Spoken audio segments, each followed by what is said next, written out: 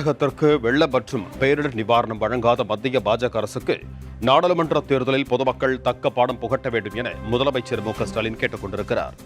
நெல்லை மாவட்டம் நாங்குநேரியில் கன்னியாகுமரி, நெல்லை மக்களவைத் தொகுதிகளில் போட்டியிடும் வேட்பாளர்களை ஆதரித்து முதலமைச்சர் மு.க.ஸ்டாலின் பிரச்சாரம் மேற்கொண்டார்.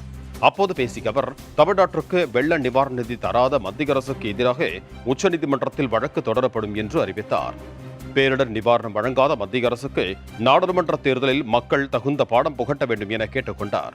தமிழ்நாட்டை மதிக்கிற, தமிழர்களை வெறுக்காத ஒருவரை பிரதமராக தேர்ந்தெடுப்பது வாக்காளர்கள் கையில்தான் இருக்கிறது என்று அவர் தெரிவித்தார்.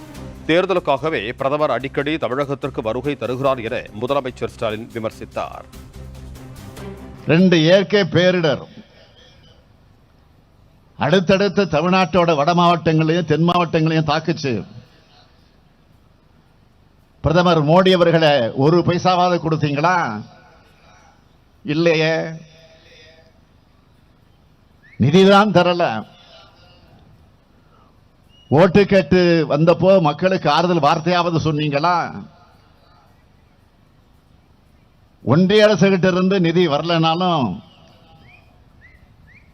மக்களுக்கு செய்ய வேண்டியதை, தர வேண்டியதை, உதவ வேண்டியதை உடனடியாக கொடுக்கணும்னு நாங்க செயல்பட்டோம்.